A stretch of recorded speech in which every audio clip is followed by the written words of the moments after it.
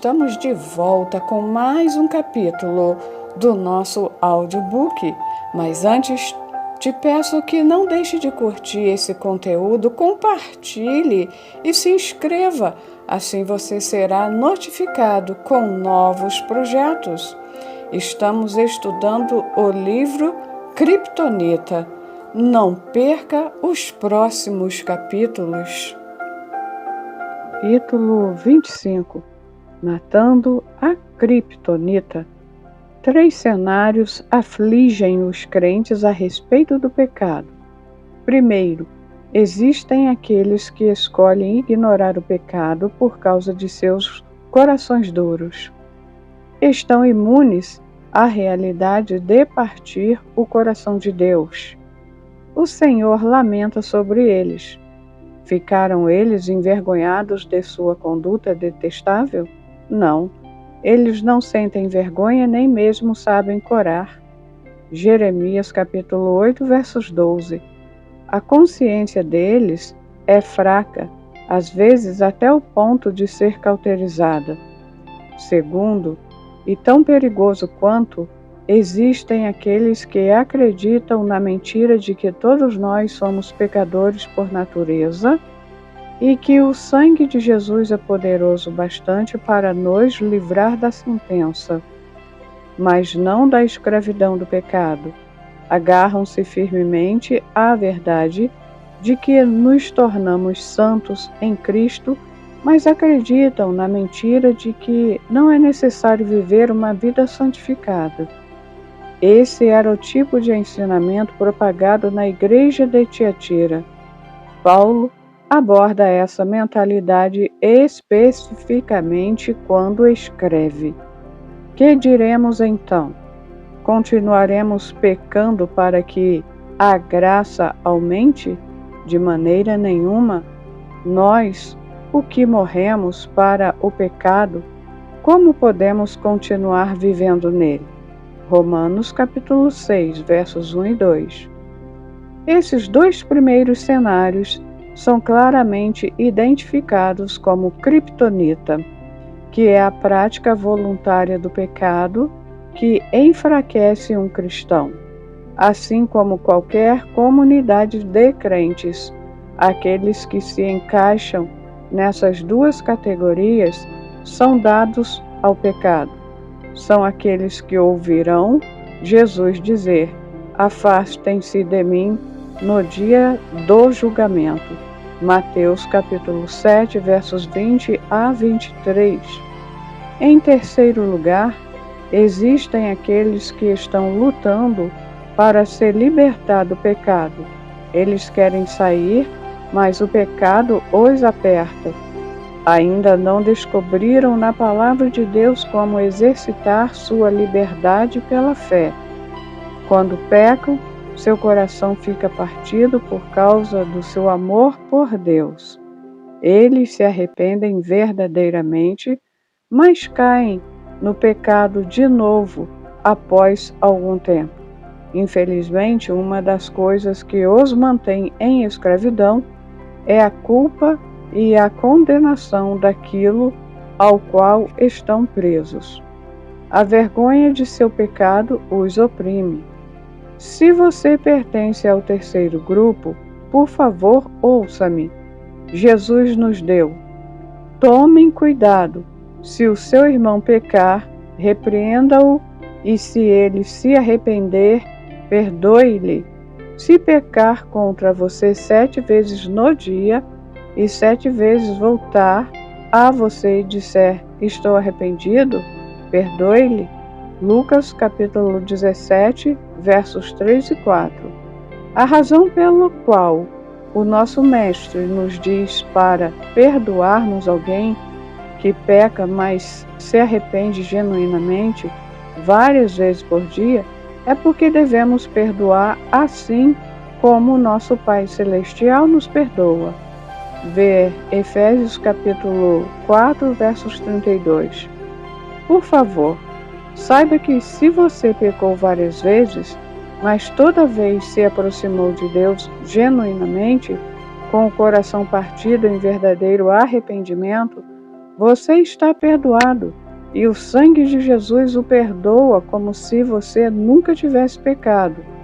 Não castigue a si mesmo, pois isso retira a grandeza do sangue de Jesus e coloca a justiça nas suas próprias obras. Você nunca poderá ser salvo nem perdoado fazendo isso. O perdão é o presente gracioso de Deus. É esse terceiro cenário que gostaria de abordar neste capítulo. Quero compartilhar a minha história de como a palavra de Deus me libertou. Eu não conseguia me libertar. Quando eu tinha 12 anos de idade, alguns amigos me apresentaram a revistas pornográficas. Nós as compartilhávamos uns com os outros e nem preciso dizer que logo fiquei viciado. Comecei com pornografia mais leve, mas rapidamente avancei para materiais mais pesados. Isso levava a fantasias sexuais que eram incontroláveis na minha mente.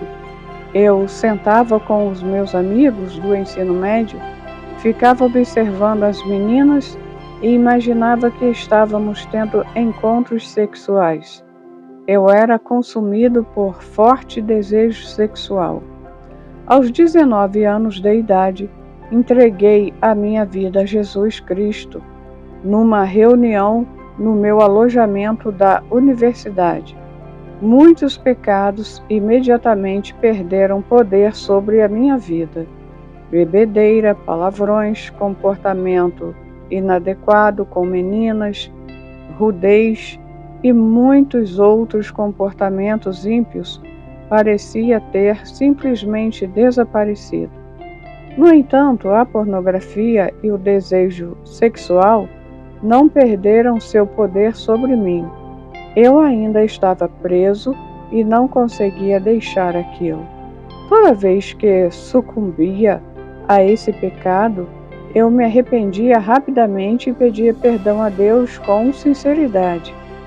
Antes de ser salvo, eu nem pensava duas vezes antes de atender ao meu desejo sexual, mas simplesmente me rendia quando a vontade surgia. Depois de ser salvo, entrei numa batalha contínua. Não queria ver pornografia porque sabia que era contrária ao comportamento santo, mas parecia ser mais poderosa do que a minha força para resistir. Em 1982, aos 23 anos de idade, casei-me com Lisa. Pensei que o desejo iria desaparecer porque agora estava casado com a mulher dos meus sonhos. Porém, isso não aconteceu e, na verdade, ficou pior. Se houvesse qualquer tipo de pornografia nas minhas proximidades, eu era atraído. Quase como aparas de aço são atraídas a um ímã. Isso afetava o meu relacionamento com Lisa, tanto na cama quanto em outras áreas de intimidade.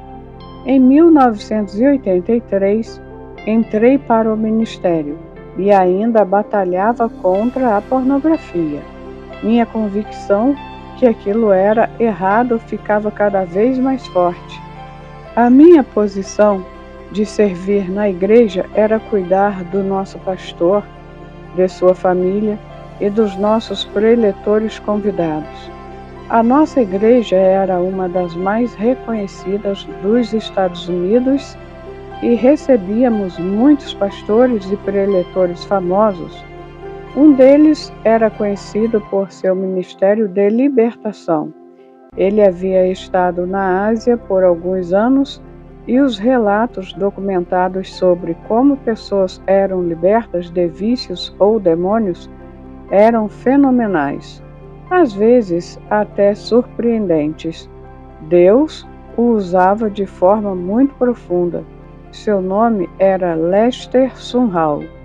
No outono de 1984, ele veio à nossa igreja para fazer um seminário de 4 dias, e eu fui seu anfitrião novamente.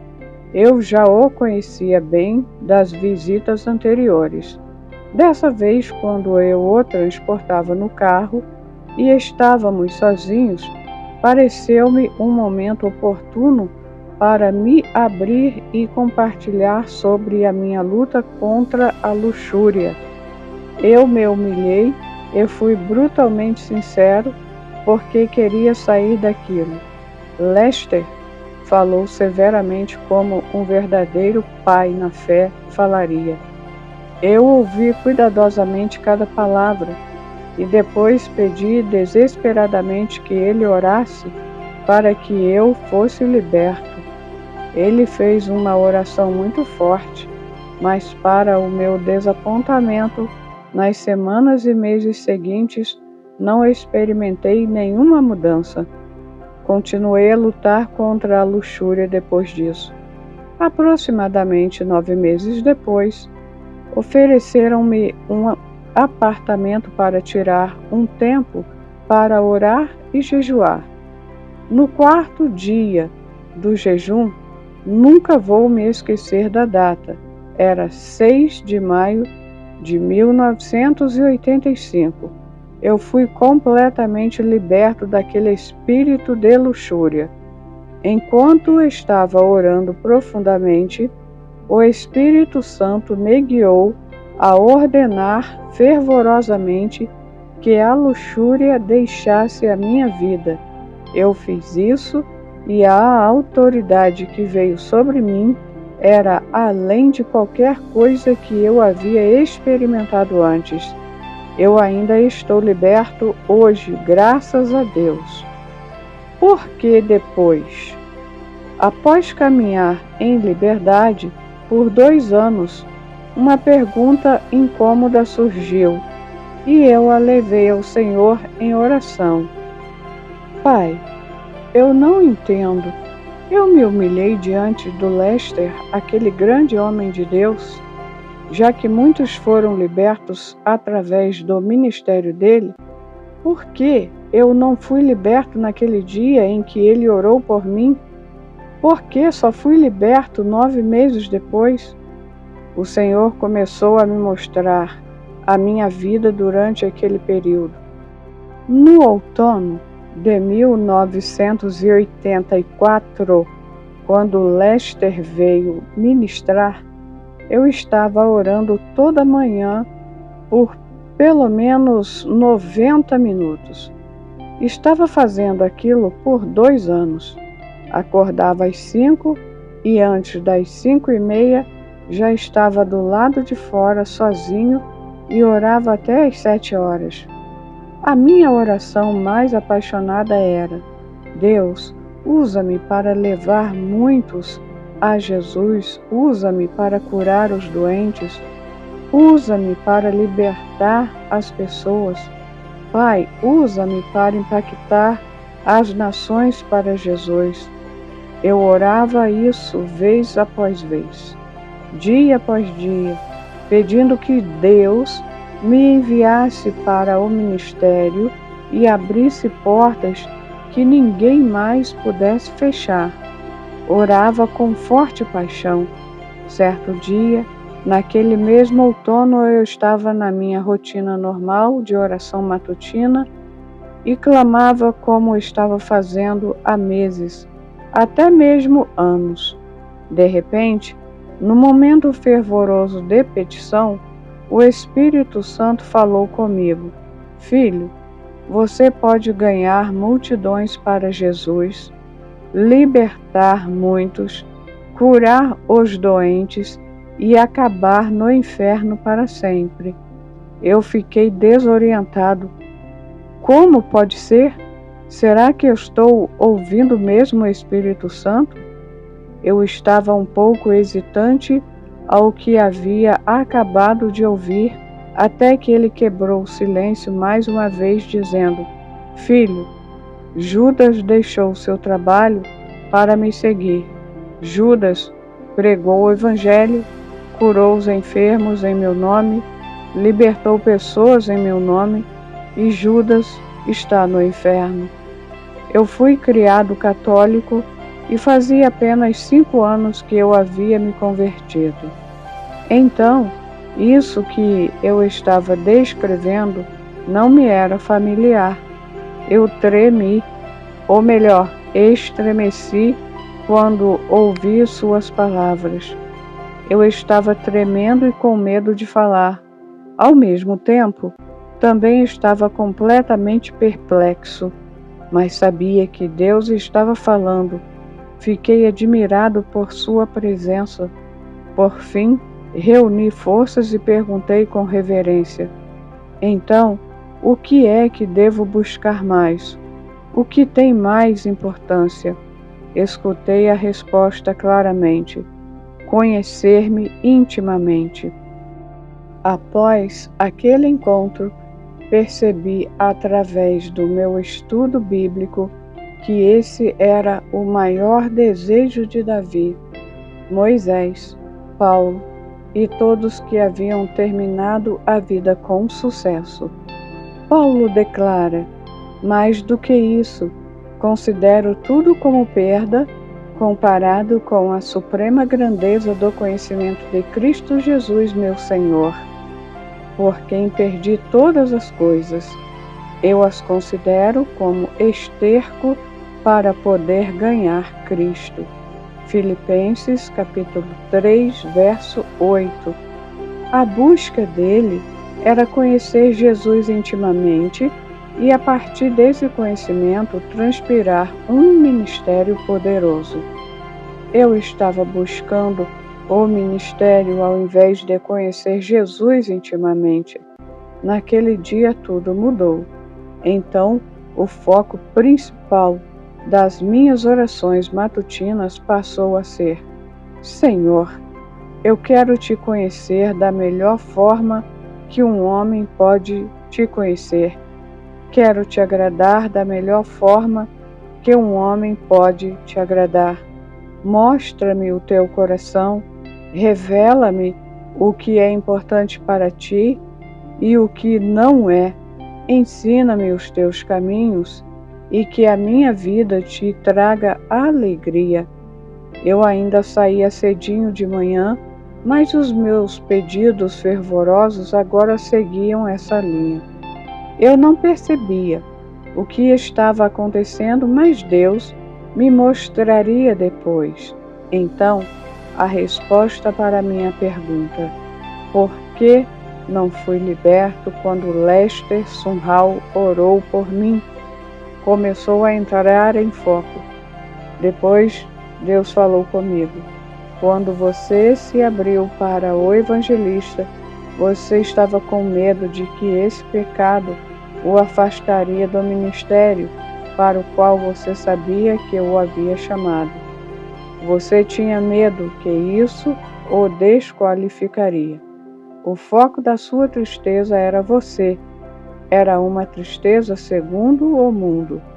Ele continuou: 9 meses depois, porque você estava clamando para me conhecer intimamente, o seu coração estava partido, porque você estava partindo o meu coração com o seu pecado.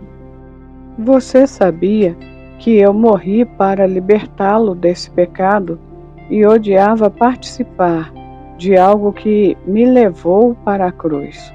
O foco da sua tristeza estava em mim. Era uma tristeza segundo Deus. Paulo declara à igreja de Corinto: agora, porém, me alegro, não porque vocês foram entristecidos, mas porque a tristeza os levou ao arrependimento, pois vocês se entristeceram como Deus desejava, e de forma alguma foram prejudicados por nossa causa. A tristeza segundo Deus não produz remorso, mas sim um arrependimento que leva à salvação, e a tristeza segundo o mundo produz morte. 2 Coríntios capítulo 7, versos 9 e 10. A palavra grega salvação nesse versículo não significa necessariamente ser nascido de novo.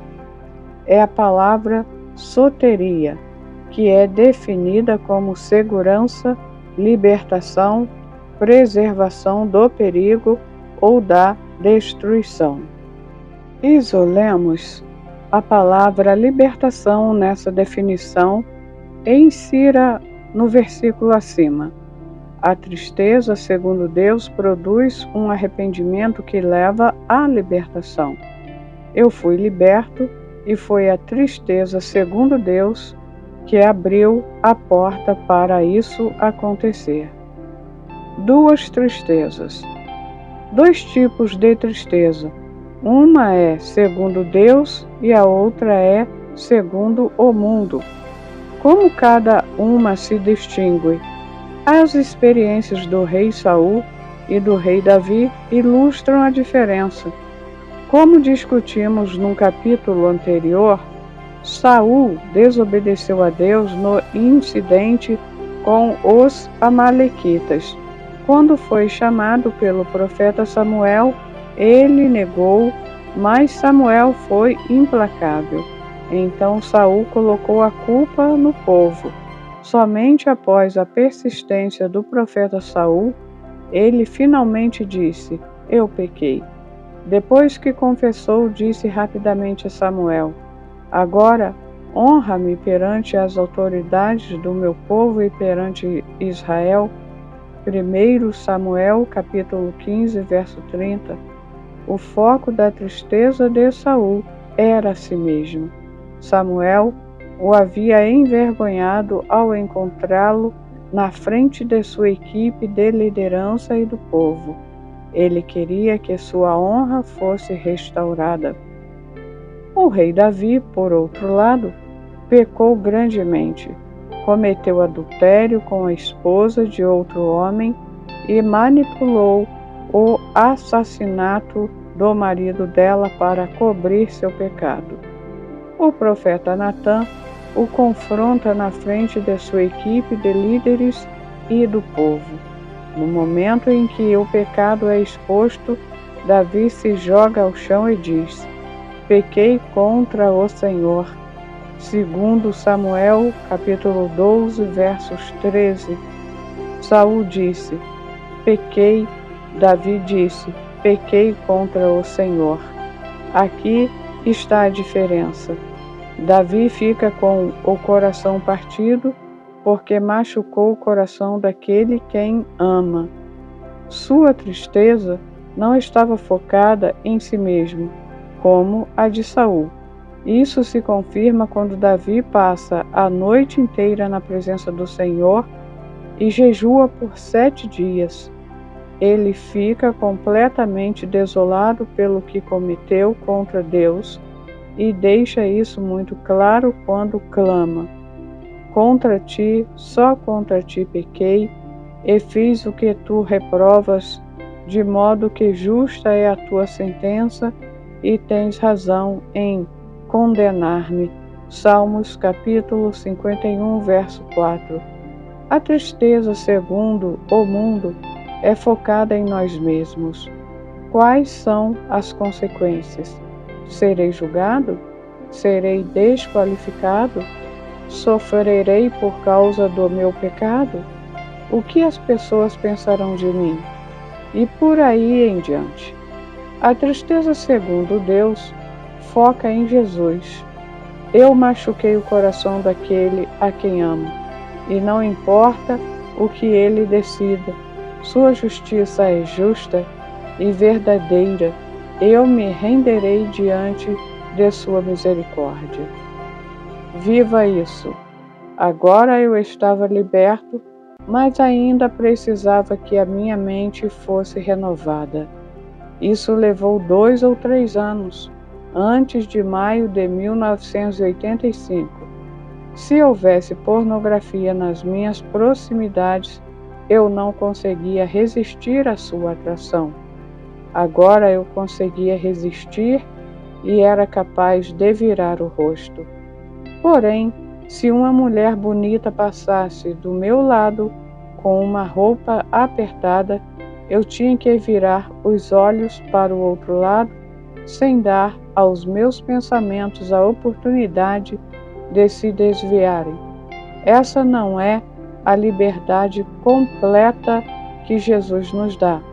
A libertação não estava completa ainda. Há uma diferença entre ser liberto e tornar-se liberto.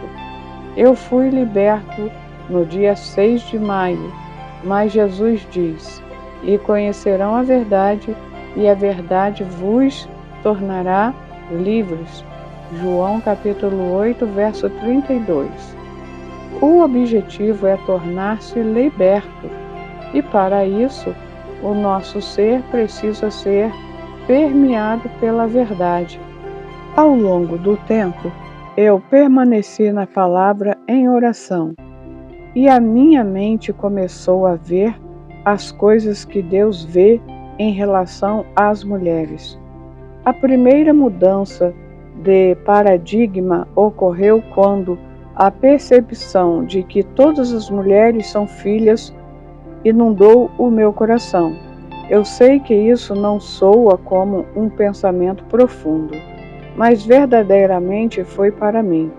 O Espírito Santo me mostrou que toda mulher é a filhinha de um pai ou de uma mãe.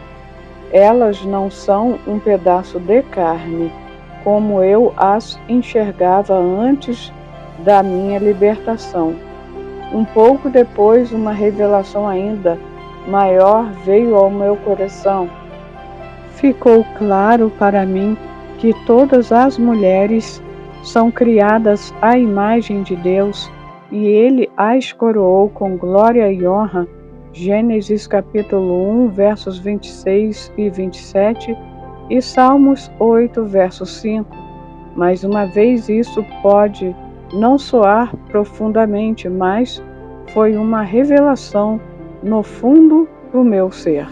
Agora, se a pornografia aparece diante de mim, é algo ofensivo. Sim, o que antes me cativava, hoje, na verdade, me causa repulsa. Agora, se uma mulher atraente passa por mim, eu não tenho que virar o rosto como fazia, alguns anos após ter sido liberto. Agora posso olhá-la nos olhos e dizer amigavelmente um olá, sem ter nenhum desejo inapropriado por ela. Descobri o poder da graça de Jesus Cristo. Percebo que a maioria dos cristãos veem a graça como salvação, perdão de pecados e um presente merecido. Porém, ela termina aí para a maioria. Comecei a perceber que a graça de Deus são todos esses atributos incríveis, mas também nos capacita a mudar, a fazer o que a verdade nos chama a fazer. Será que podemos possivelmente acreditar que o presente imerecido de Jesus nos liberta da eterna sentença do pecado, mas não é poderoso o bastante para nos libertar da escravidão do pecado? Você nunca poderá me convencer do contrário. Eu sei, já experimentei essa graça transformadora de vida e agora sou liberto. Sou tão grato por Deus ter feito isso por mim e sou muito grato porque Ele fará o mesmo por você. Foi uma batalha, não uma caminhada no parque. Foi preciso persistência e oração fervorosa. Muito provavelmente será o mesmo para você. A boa notícia é que você não pode falhar, porque a graça e o amor de Deus não podem falhar. Então, acredite nisso e torne-se liberto. Entre em ação. Deus é o Salvador e não há outro. Nenhum programa de 5 passos, nenhum esforço humano, nenhuma lista de regras pode nos libertar da escravidão do pecado. No entanto, isso não significa que Deus nos liberta do nosso pecado enquanto não fazemos nada. Deus irá libertar você, mas buscá-lo requer ação. Buscar o nosso Pai Celestial com as motivações certas, conhecê-lo e não receber algo dele, é o que levará você à sua libertação. A pergunta é: quão importante para você é ser liberto? Você irá separar tempo para buscar a Deus? Irá retirar-se por um tempo, caso necessário? Irá clamar sem parar até que tenha encontrado a presença dele e tomado posse de suas promessas? Irá aproximar-se dele, permitindo que ele configure a agenda de seu tempo juntos? Irá buscar libertação do pecado por causa do seu relacionamento com ele, e não só porque isso afasta você da vida que deseja? Irá humilhar-se para permitir que líderes estabelecidos e santos orem por você e tenham voz na sua vida? Calcule o risco da sua escravidão, mas também calcule o risco da sua liberdade. Então, busque a Deus com todo o seu coração. Ele está esperando para conhecer você intimamente. Até o próximo capítulo.